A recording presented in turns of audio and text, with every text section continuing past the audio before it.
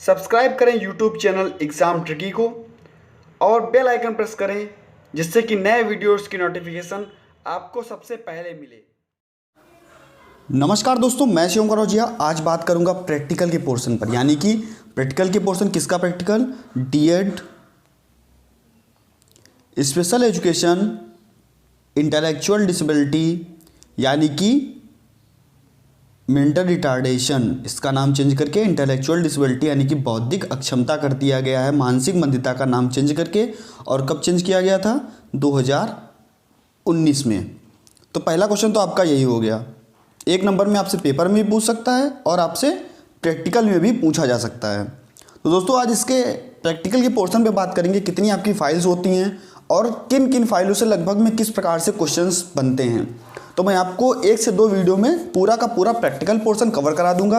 ये क्वेश्चंस आपके प्रैक्टिकल से लेकर के, और जब आपका थ्योरी एग्जामिनेशन होगा यानी कि जब आप 1 मार्च से लेकर के 6 मार्च तक पेपर देंगे, वहाँ पर भी आपको 1 से 2 नंबर में काम आने वाले हैं। साथ ही साथ कुछ ऐसे भी टॉपिक्स हैं जो आपको 5 नंबर में भी देखने को मिलेंगे।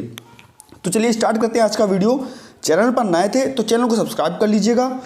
अगर वीडियो अच्छी लगती है तो लाइक कर दीजिएगा, और क्योंकि दोस्तों मेहनत मैं भी कर रहा हूँ तो उस मेहनत का मुझे भी फल मिलना चाहिए, तो शेयर ज़रूर कर दीजिएगा अपने साथी को, यानी कि जो आपके साथ साथी हैं, जो आपके साथ पढ़ते हैं, उनके पास शेयर ज़रूर कर दीजिएगा और ज़्यादा से ज़्यादा शेयर कीजिएगा, जिससे भी उनको भी लाभ मिल सके और हमारी मेहनत भी सफल हो सके।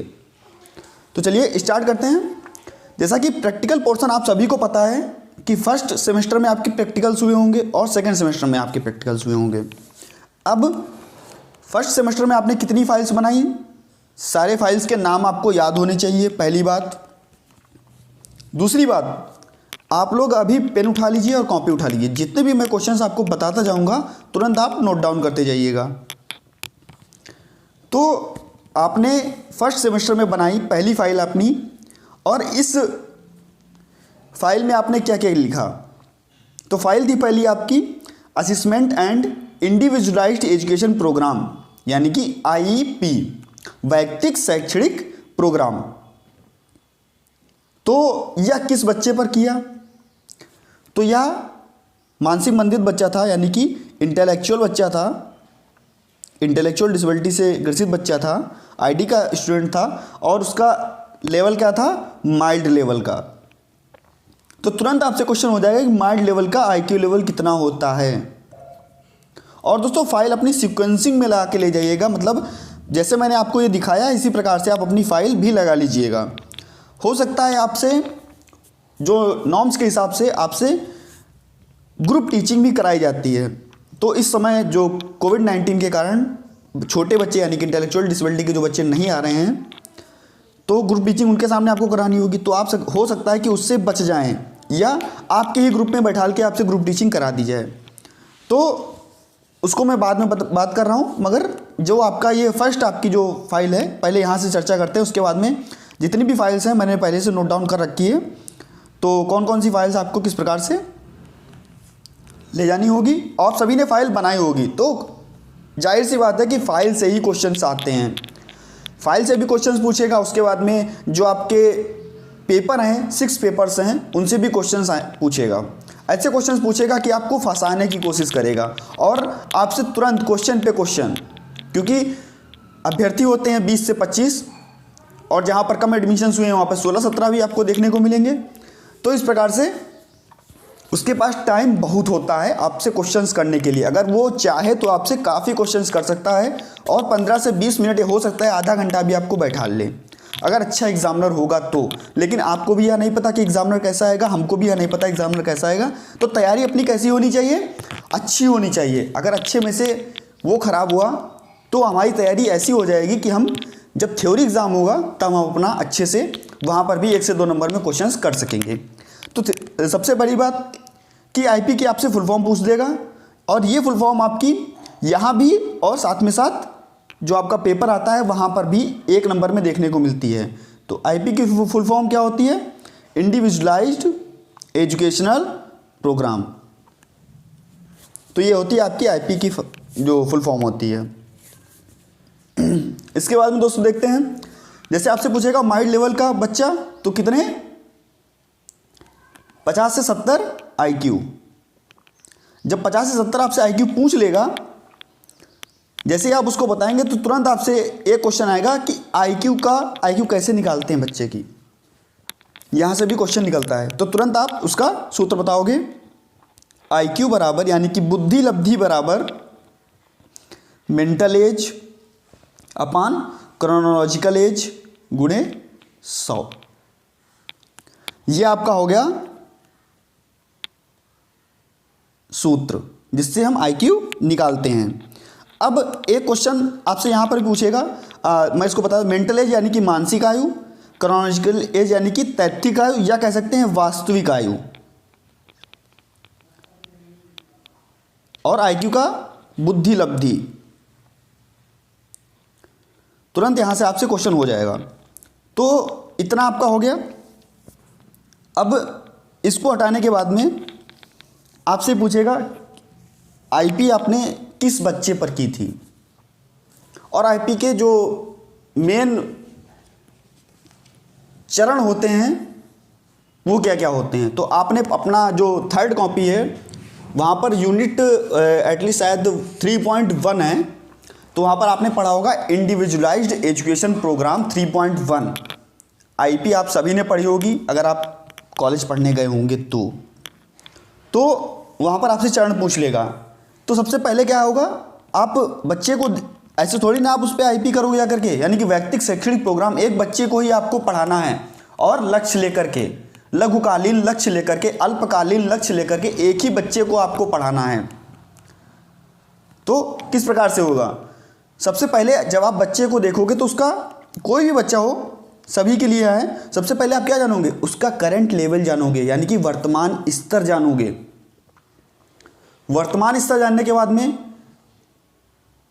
क्या होगा, जो उसके विशेष सेवाएं हैं उसका कार्यक्रम आप तैयार करेंगे। फिर वार्षिक लक्ष्य लेंगे, यानी कि लॉन्ग टर्म गोल जिसको बोलते हैं। फिर जो आपका शॉर्ट टर्म गोल होगा, उन्हीं में से जो गोल्स ऐसे होंगे जिससे वो आत्मनिर्भर बनने की कोशिश तक पहुंच सके, तो वो आप उसका गोल लोगे।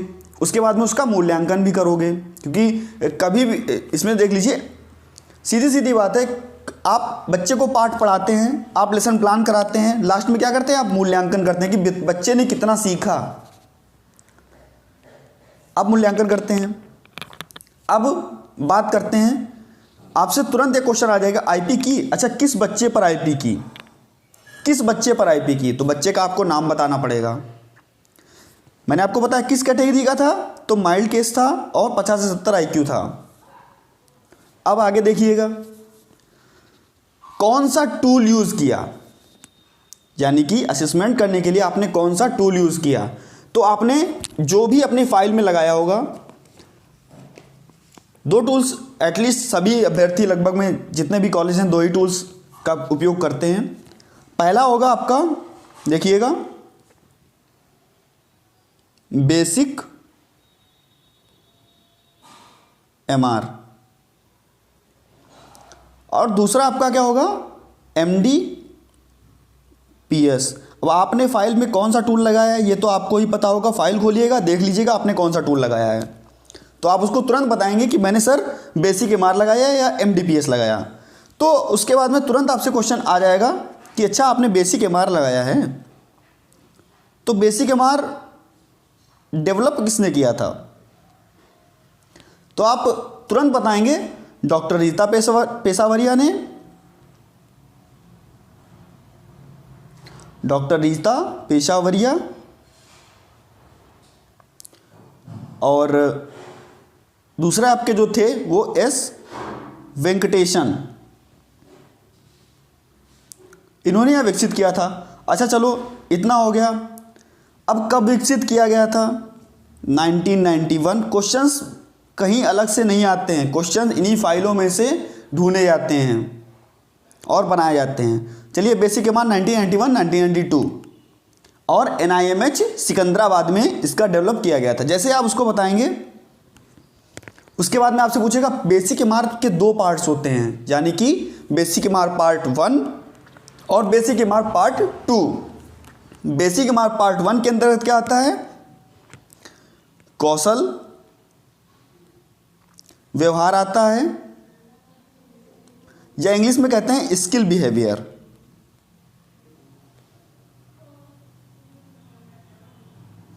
स्किल बिहेवियर आता है।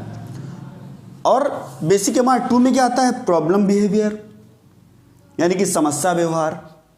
अब समस्या व्यवहार के अंतर्गत बच्चा थूक रहा है, बच्चा किसी को मार रहा है, तो वो यहाँ पर हमको नहीं देखना है। हम यहाँ पर जो आईपी होगी वहाँ पर हम किसका यूज़ करेंगे?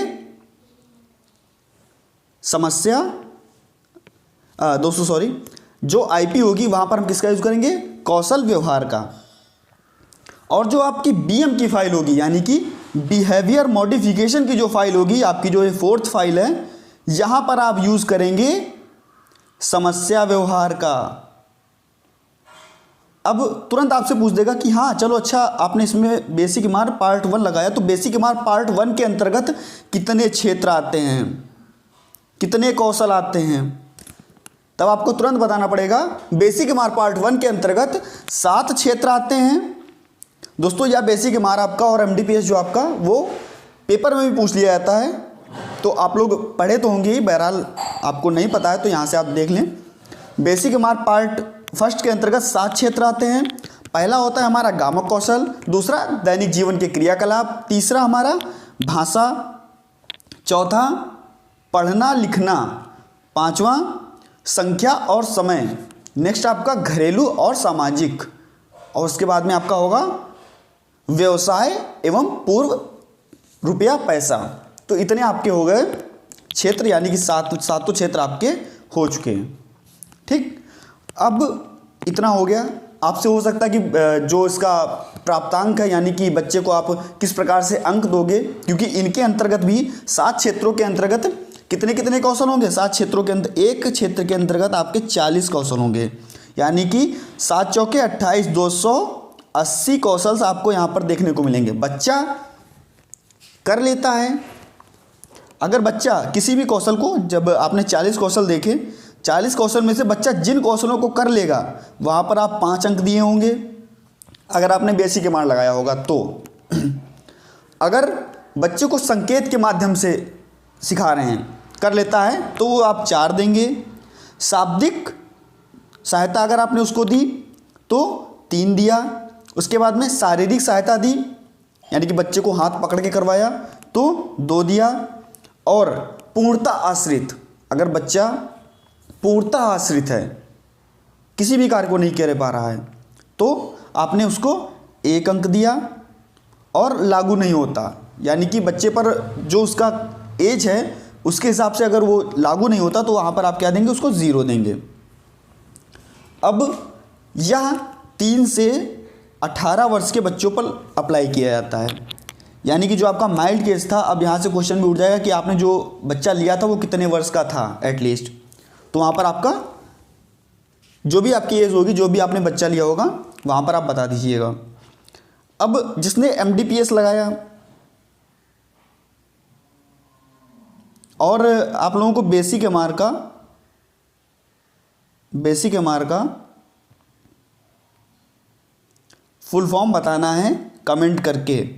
वैसे मैं आपको बताऊंगा नेक्स्ट क्लासेस में, आपको बताना है बेसिक एमआर का फुल फॉर्म। जिस अभ्यर्थी ने पढ़ा होगा उसको अच्छे से पता होगा, तो आप लोग बेसिक एमआर का फुल फॉर्म बताइएगा। एमडीपीएस का मैं आपको बता दे रहा हूँ, मद्रास डेवलपमेंटल प्रोग्रामिंग सिस्टम। जब आपको फुल फॉर्म्स की वीडियो में प्रोवाइड कराऊंगा, जो आपके इंपॉर्टेंट फुल फॉर्म्स हैं, तो मैं आपको वहाँ पर इसका सबका जिक्र कर दूंगा। और चलिए, मैं नहीं बताऊंगा बेसिक एमआर की, आप ही लोग मुझे बताइएगा। तुरंत कमेंट सेक्शन में आप जाइए और अगर आपको पता है तो बताइए, और उसके बाद मैं आपको 1 से 2 दिनों में आपको बेसिक एमआर और जितने भी आपके इंपॉर्टेंट फुल फॉर्म्स हैं उनकी वीडियो मैं आपको प्रोवाइड करा दूंगा। पहले से भी वीडियोस अपलोड की जा चुकी हैं, तो यहाँ पर आपने जो टूल लगाया होगा उसके बारे में आपको बताना। अब एमडीपीएस को किसने डेवलप किया था? तो वो थे प्रोफेसर जयचंद्रन ने, और दूसरे आपके कौन थे? पी बिमला, इन्होंने डेवलप किया था। ओके, इसमें यह डेवलप कहाँ? 1975 में चेन्नई में 1975 में डेवलप किया गया था। अब यहाँ पर अब जैसे बेसिक एमआर में क्षेत्र थे तो जाहिर सी बात है एमडीपीएस में भी क्षेत्र होंगे। यहाँ पर होते हैं आपके 18 क्षेत्र। जो फर्स्ट ईयर की फाइल जिसने भी पढ़ी होगी उसको सभी को पता होगा यूनिट आपका 1.4 ही है, यानी कि आपने शुरुआत जब की होगी तो यहीं से आप गुजरे होंगे, उसके बाद में ही आपको आईपी की फाइल थमाई गई होगी बनाने के लिए। यहाँ पर आपको 18 क्षेत्र देखने को मिलेंगे। 18 क्षेत्र, प्रत्येक क्षेत्र में आपको 20-20 क्वेश्चंस देखने को मिलेंगे, यानी कि 360 क्वेश्चंस होंगे। अब इन्हीं क्वेश्चनों में से आप क्या करेंगे, अगर बच्चा नहीं कर पाता तो उसमें से आप लेंगे लॉन्ग टर्म गोल, और उनमें से आप 3 शॉर्ट टर्म गोल्स आपने छांटे होंगे, उन्हीं पर बच्चे के द्वारा काम कराया होगा। ओके, इतना आपका हो गया यहाँ पर आपसे जो आईपी की आपकी फाइल थी। बाकी अगर कोई क्वेश्चन छूटते तो मैं आपको नेक्स्ट वीडियो में प्रोवाइड करा दूंगा। तो अब आ गई सेकंड फाइल आपकी ग्रुप टीचिंग की, और ये फाइल एक में ही लगभग बना दी जाती हैं, एक में इसका स्पायरल करा लिया जाता है। और हो सकता हो आपने माइल्ड लेवल के जो केस का और यहाँ पर जो आपकी सेकंड सेमेस्टर में आपकी फाइल बनी थी मॉडरेट और सीवियर की, यहाँ पर भी आपने एक ही में करा लिया हो स्पायरल, तो उसको मैं नहीं कह सकता। बाकी जो आपकी फाइल्स हैं ये आप, और दूसरी बात आपके जो 6 सब्जेक्ट्स हैं इनके आपको नाम याद होने चाहिए। 6 सब्जेक्ट जो आपके थ्योरी पोर्शन के, इंट्रोडक्शन टू डिसेबिलिटी हुआ, ह्यूमन ग्रोथ हुआ आपका, तो आप लोग इसके पूरे पूरे नाम याद कर लीजिएगा। हो सकता है आपसे यह भी पूछ दे। तो चलिए मैं आगे आपको बताता रहूँगा। इसके बाद में आपने करिकुलर एक्टिविटीज़ कराई और को करिकुलर एक्टिविटीज़ कराई, यानी कि ग्रुप टीचिंग कराई। यहाँ पर आप केवल और केवल एक बच्चे पर कार्य कर रहे थे। यहाँ पर ग्रुप टीचिंग में आप कार्य करोगे एक से अधिक बच्चों पर, यानी कि जितने आपकी क्लास में बच्चे होंगे 8 से अधिक नहीं होने चाहिए। तो 6 हुए, 7 हुए, 8 से अधिक नहीं होने चाहिए। तो इतने पे आप ग्रुप टीचिंग कराओगे। अब ग्रुप टीचिंग के अंतर्गत करिकुलर एक्टिविटीज़ और को करिकुलर एक्टिविटीज़, बिल्कुल घबराने की बात नहीं है। अब देखिएगा, सबसे पहले को करिकुलर एक्टिविटीज़ क्या होती है। आपने को करिकुलर एक्टिविटीज़ के अंतर्गत बताया होगा कि मछली को कट पेस्ट कराना है। कट पेस्ट के माध्यम से आपको तिरंगा बनवाना है। कट पेस्ट के माध्यम से, या हो सकता हो कि चिपकाने वाला आप कुछ लेकर के गए हों ग्रीटिंग के लिए, कि आपने ग्रीटिंग बना ली और उस पर कुछ चीज़ें जो स्माइली होती वगैरह वगैरह इस प्रकार से, तो वो सब आती है को करिकुलर एक्टिविटीज़ के अंतर्गत। यानी कि को करिकुलर एक्टिविटीज़ में आप उससे फंक्शनल चीज़ें करवाएंगे, क्रियात्मक कौशल। और करिकुलर एक्टिविटीज़ के अंतर्गत आप क्या करेंगे, पेन पेंसिल का यूज़ करेंगे, यानी कि छोटा आ लिखवाना, बड़ा आ लिखवाना, मिला मिला के अक्षर लिखवाना, मैचिंग करवाना, तो ये सब आ जाएगा आपका करिकुलर एक्टिविटीज़ के अंतर्गत। तो दोस्तों इस प्रकार से आप लोगों ने लेसन प्लान कराए होंगे। और जो लेसन प्लान होता है आपसे पूछ देगा कि बच्चे किस आकार में बैठे थे, तो आप यू आकार बताएंगे, मैं यहाँ पर था, ब्लैक बोर्ड यहाँ पर था, और बच्चे इस प्रकार से यू आकार के शेप में बैठे होते हैं, मानसिक मंदित बच्चे। क्योंकि जो टीचर है वो सभी पर ध्यान अच्छे से केंद्रित कर सके, यू आकार के शेप में ही बच्चों को बैठाला जाता है। तो और आपके क्लास में बने भी होंगे ऐसे ही जो शेप्स हैं, उस प्रकार की सीट्स बनी होगी, तो आप वहाँ पर बच्चे बैठते होंगे। तो इतना हो गया आपका लेसन प्लान से। अच्छा, जब आपने लेसन प्लान कराया तो आपने बच्चे को पुनर्बलन दिया या नहीं दिया। अगर दिया तो किस प्रकार से दिया, तो उसके लिए आप जान लीजिए कि पुनर्बलन क्या होता है। आपसे तुरंत कर देगा क्वेश्चन, पुनर्बलन क्या होता है, यानी कि रीइंफोर्समेंट क्या होता है। तो पुनर्बलन क्या होता है, तुरंत आप उससे बताएंगे कि पुनर्बलन होता है वांछनीय व्यवहार को बढ़ाने के लिए, यानी कि अच्छे व्यवहार को बढ़ाने के लिए, और अवांछनीय व्यवहारों को कम करने के लिए हम जिस भी चीज़ का प्रयोग करते हैं वो पुनर्बलन के अंतर्गत आता है। अब पुनर्बलन किस प्रकार से, जब आप क्लास में पढ़ाने जाते होंगे तब आप पुनर्बलन देते होंगे बच्चों को तालियों का, कि चलो ताली बजाओ, आपने ये अच्छा कार्य किया, या जो उसको अच्छी चीज़ लग रही है उसको आपने पुनर्बलन दे दिया। टोकन मनी आपने उसको दे दी कि चलो आप अगर ऐसा काम कर लोगे तो मैं आपको टोकन दूंगा और इससे आपको क्या मिल जाएगा, कोई भी सामान मिल जाएगा, कोई भी वस्तु मिल जाएगी। तो इस प्रकार से आपने उसको पुनर्बलन दिया, बच्चों को तालियां बजवाई, सामाजिक पुनर्बलन दिया, बच्ची की पीठ थपथपाई, ये सब पुनर्बलन के अंतर्गत आते हैं। चॉकलेट दी, टॉफ़ी दी, तो ये सब पुनर्बलन के अंतर्गत ही आते हैं। या जो उसको कार्य अच्छा लग रहा है, जैसे उसको जो बच्चा कार्य नहीं कर रहा है उसको डांस करना अच्छा लगता है लेकिन ये एक्टिविटी करना अच्छा नहीं लगता है, तो आप उससे क्या कहेंगे कि यदि आप इस कार्य को कर लेंगे तब मैं आपको डांस करने को दूंगा, यानी कि नृत्य करने को दूंगा। तो ये भी एक प्रकार का क्या हुआ, पुनर्बलन हुआ। तो इस प्रकार से आप लोग पुनर्बलन के बारे में बताएंगे। अब आपसे कहेगा लेसन प्लान आपने किस प्रकार से बनाया, तो आप कहेंगे लेसन प्लान में हमने क्या यूज़ किया, कार्य विश्लेषण का यूज़ किया, टास्क एनालिसिस, जिससे हमने किसी भी कार्य को लिया तो उसको क्रमबद्ध तरीके से तोड़ा और सीक्वेंस में लगा करके हमने उस कार्य को कराया। अब ऐसा तो है नहीं कि यदि आप बच्चे को ब्रश करना सिखा रहे हैं तो पहले ब्रश करा दिया बाद में उसको मंजन लगवाया, नहीं ना। पहले आप उससे क्या कहेंगे, ब्रश करना अगर आपको सिखाना है बच्चे को तो क्या कहेंगे आप, पहले हाथ में उसको ब्रश पकड़ाएंगे, नल के पहले तो नल के बारे में बताएंगे उसको कि यहाँ नल होता है, नल से पानी आता है, इसमें हम ब्रश को नीचे ले जाएंगे। हाँ, उसके बाद में जो मंजन होगा उसके ऊपर की ढक्कन को खोलेंगे, उसके बाद में उसको दबाएंगे, उसके बाद में अपना ब्रश के सामने मंजन को करेंगे और उचित मात्रा में ब्रश पर मंजन को लगाएंगे। तो ये होता है क्रम, एक क्रम से किसी कार्य को करना। ऐसा तो था नहीं पहले आपने बच्चे को ब्रश करा दिया उसके बाद में आप उसमें मंजन लगवा रहे हैं, उसके बाद में पानी के बारे में बता रहे हैं, तो यह क्रमबद्ध तरीका नहीं होता है। तो हमेशा लेसन प्लान में क्या करते हैं, क्रमबद्ध तरीके से बच्चे को, सीक्वेंस से बच्चे को बताते हैं कि पहले हमने क्या किया और बाद में क्या किया। तो यहाँ पर डेफिनेशन अगर आप लिखना चाहते हैं तो लिख लीजिएगा। मैकार्थी के अनुसार 1987 में मैकार्थी ने बोला था 1987 में मैकार्थी ने कहा था, कार्य विश्लेषण एक शिक्षण रणनीति है जिसमें कौशलों को छोटे छोटे टुकड़ों में तोड़ा जाता है या टुकड़ों में तोड़ा जाता है तथा क्रमबद्ध तरीके से व्यवस्थित किया जाता है। तो यह क्या हो गया आपका कार्य विश्लेषण, अर्थात एक कार्य कौशल को छोटे छोटे टुकड़ों में आसानी से तोड़ना और उसे क्रमबद्ध तरीके से लगाना, यह होता है आपका कार्य विश्लेषण। तो इतना आप लोग समझ गए होंगे। आपका यहाँ पर इसका भी यूज़ हो गया, कार्य विश्लेषण भी आपने लगा दिया। अब आप प्रॉम्प्टिंग कैसे करेंगे, यानी कि प्रोत्साहन। तो अगर बच्चा कर लेता है तो सबसे अच्छी बात है। अगर बच्चा मौखिक यानी कि वर्बल प्रॉम्प्ट से बच्चा समझ रहा है तो आप उसको वर्बल प्रॉम्प्ट देंगे।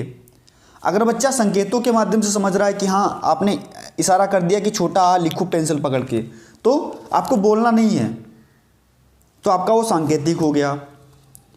फिर आपने मॉडलिंग की तरीके से बताया, जैसे आप पीटी जब कराते हैं तो पीटी में आप क्या यूज़ करते हैं, जब बच्चे को पीटी कराते हैं 1 2 3 4 करके, तो आप मॉडलिंग का यूज़ करते हैं, खुद करके बताते हैं, बच्चा उसी प्रकार से करता है। उसके बाद में बच्चा अगर नहीं करे पा रहा है, वो पेंसिल हाथ में नहीं पकड़े पा रहा है, तो आप क्या करेंगे, शारीरिक प्रोत्साहन देंगे उसको, फिजिकल प्रॉम्प्ट देंगे उसको। तो इस प्रकार से आप लोग जो भी आपसे जहाँ से भी क्वेश्चंस करेगा लगभग में यहाँ से हो जाएंगे। अब बात आती है आपके नेक्स्ट जो आपकी बिहेवियर मॉडिफिकेशन की फाइल है, थेरेपेटिक्स एंड बिहेवियर मॉडिफिकेशन। तो आप इसमें बताएंगे कि हम बेसिक एमआर